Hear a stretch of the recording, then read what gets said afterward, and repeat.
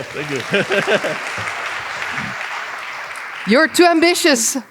Okay, my guest is already here. The next keynote speaker is Mr. René van Geer. You saw him already at the council. He is one of the loyal partners of what design can do, but also the visionary designer of SECRID. You are here to tell a little bit more about the basic design principles behind that beautiful wallet that many of you here in the office, in the audience have. Without further ado, give it up for René.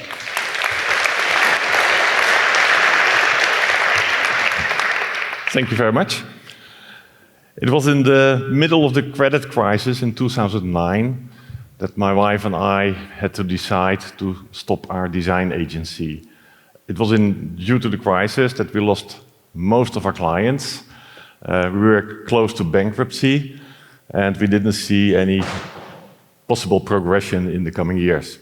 So it was a difficult decision, but as we always tend to look at the world in a positive way, we also said to each other, maybe this is the right time to follow our dream. And our dream is to build a consumer brand which is really matching our own values, our own purpose. So that was the dream, but at the same time we had no money, almost bankrupt, but we had plenty of time and plenty of experience. So with the help of friends, financial help of friends, family, and also future suppliers, we were able to start building the new brand. And we also managed to remain our own independency. We were very keen on that because we didn't want to have investors having their other values, other purpose. We wanted to follow our own values, make the best possible product we could think of, and do it in a way that we think is good for the business, for the world. And this is where we are now. I don't know how many people know the product, but it's on the photo you can see it. It's a kind of wallet. We're selling it now in 100 countries, and last year we reached a market share of roughly 1% on the global market of wallets. How many people have it here? That's more than 1%. That's nice. But still, there's a lot of potential also. I would like to end this slide with 2 takeaways for the startups and so on. The first one is never waste a good crisis. Crisis can be a very good moment to start something new. And the second one is just follow your heart. We did, and it is a great fun to build a business if you do it according to your own feeling, your own wish. SECRID is a mission-driven company with a strong background in design. And with our impact fund, we invest 1% of our revenue in promoting design as a force for good. This is the reason why we are partner of what design can do, because we both believe that designers are in the position, they have the power to change the world for the better. And being a jury member, I would like to explain a little bit about the way we look at design, what's the design philosophy that I've developed in my life, holistic vision on design. This is the way I evaluated the entries. This is also the theory that I use when I do coaching for startups, for example. To begin is one simple golden rule for every new design. Every time we develop a new product, it's just very simple. Every new design should be better than the previous ones. It sounds like a simple rule, but it sounds a logical rule, but not so many companies do this. If you look around it, there's too much garbage in the world. It's no use to make products just as a goal in itself. To make new designs as a goal in itself. It should be done with a reason to make things better. If this happens, if you succeed in making things better, we call this industrial evolution. just like in nature, you see progression in the development of organisms. They get better, they grow more efficient, more effective, circular, powerful, etc. We see progression, and we want to see it in industry as well. There's only one little nasty word in makes things better. That's the word better. How do you measure better? How to define it, how to compare things. I already hear the remark about leather versus bacteria. How good is leather? How bad is leather? There are a lot of things around making choices. Leather versus plastic. It's not so easy. And this question of good design, how to define good design, has intrigued me my whole career, which is already almost 40 years as a designer. Always looking for the rules, how to measure good design. And I would like to share a little bit about the path that I followed looking for making good design. And the path is actually built up by two different dimensions, a spiritual one and a rational one. For many people, this sounds like contradictive. How can you combine it? How does it match?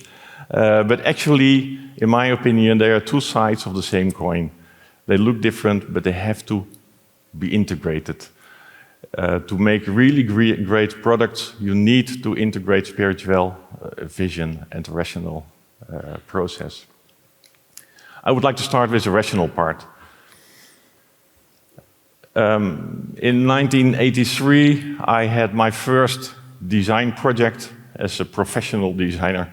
I was still studying, but it was a real project for a medical device.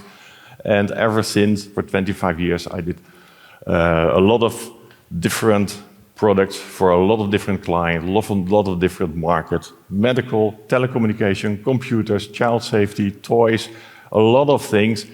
And it was a great experience to see so many markets and so many factories and so many companies just from the inside to look in their kitchen, how they do it, how they make the decisions and so. We even had our own design, or not design, sorry, our own office in Taipei for many years to help to support our clients who wanted to have the products produced in Taiwan. It's from the early 90s, different days than now, but also that we learned a lot about how to make things good, better, and you see a lot of things going wrong. If you travel the factories in Asia, especially 25 years ago, it was a very different world. Sorry. We also worked on a quality manual because we had all the technical complex projects. We needed something to support how to arrange the process, how to make sure we do everything in the right way, especially work for child seats and medical equipment. It's very important to control your quality and to prove it later that you followed the right steps.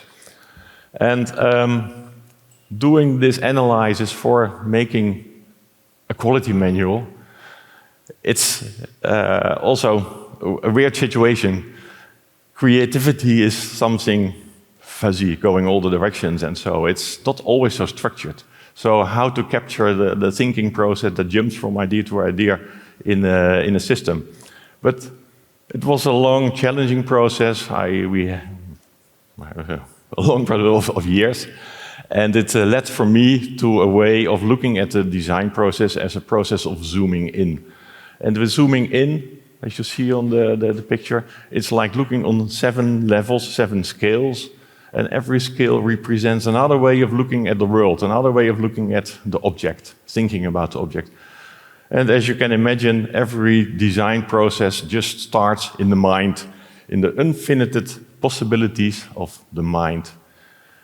In fact, everything is possible before you had made any decision. So the mind is the level of infinity. And within the mind, based on the needs, we make decision about a purpose. What are we going to do?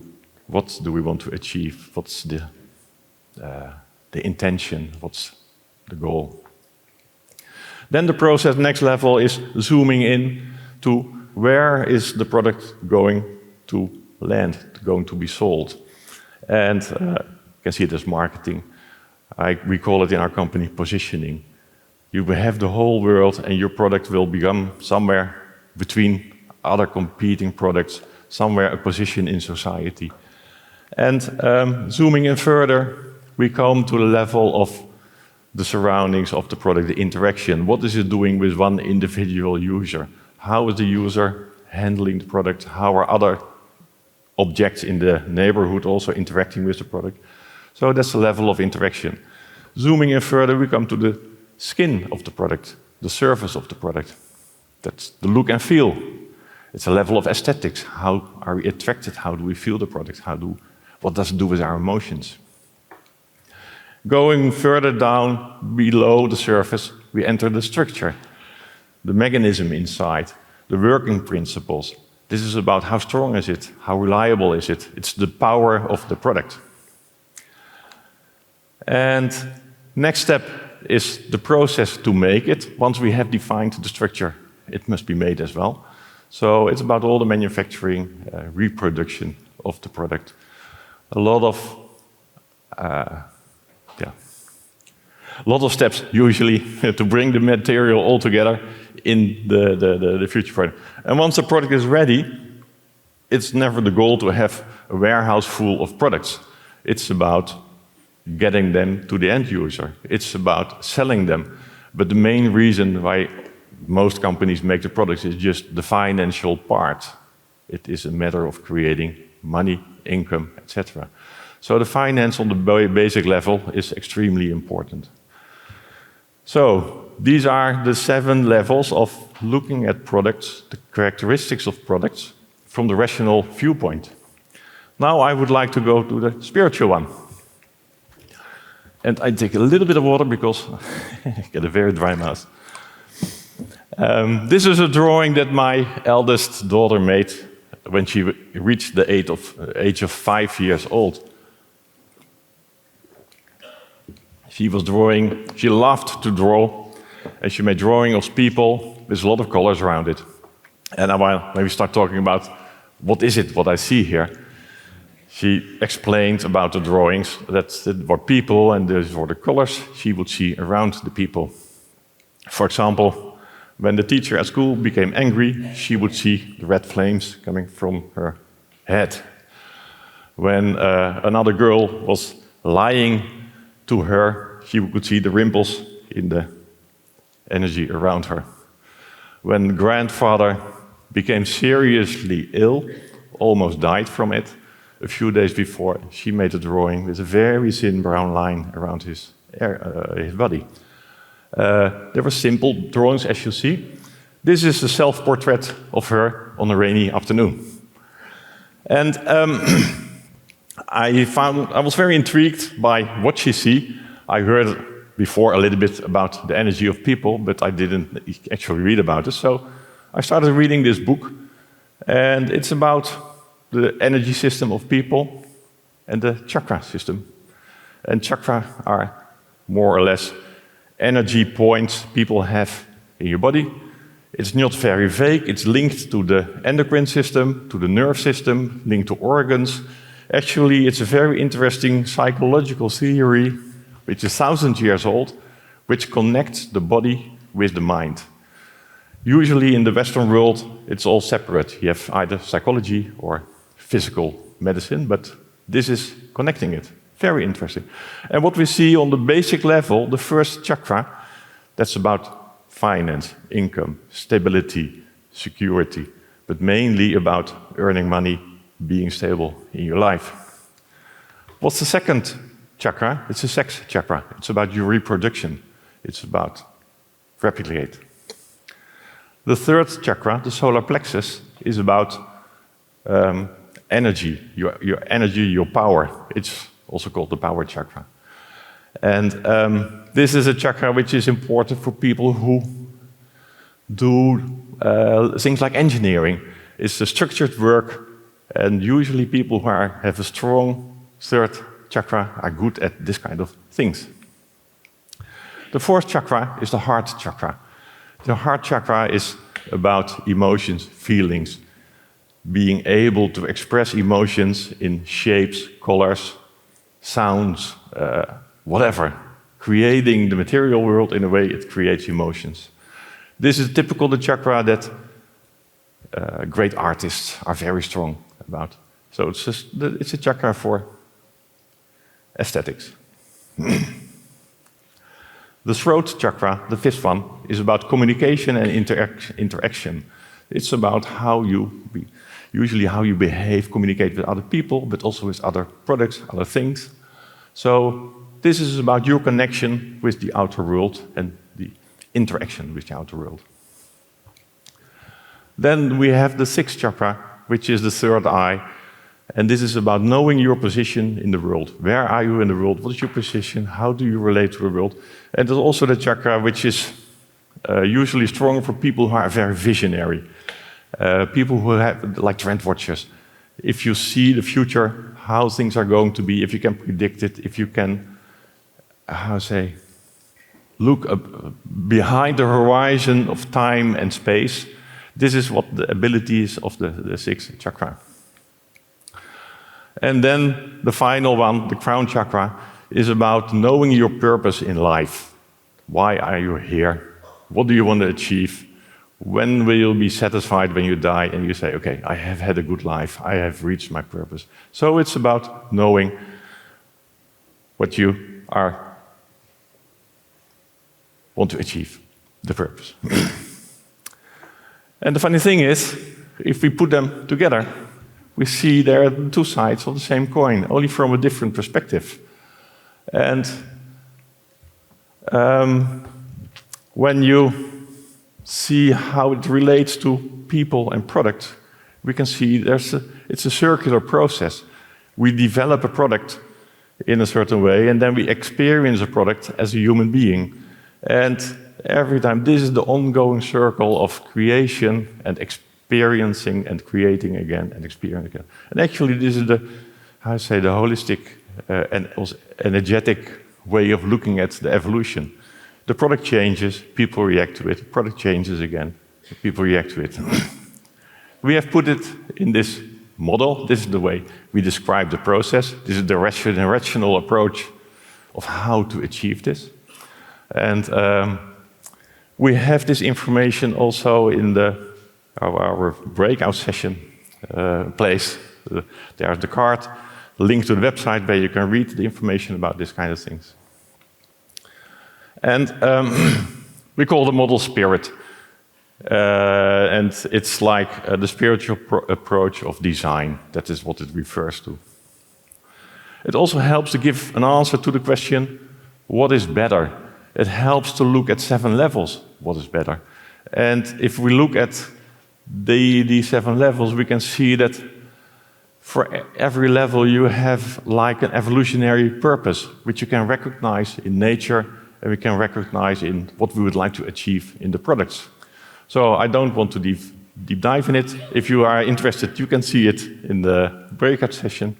But these are the things you can measure, the levels you can measure the industrial evolution. How to apply this? Our brand is the living example.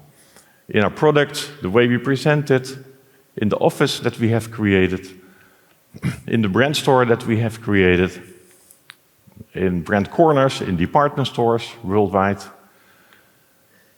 in our brand logo, which is like a spiritual symbol also, but this is the way our brand logo symbolizes how we look at the world from 7 angles.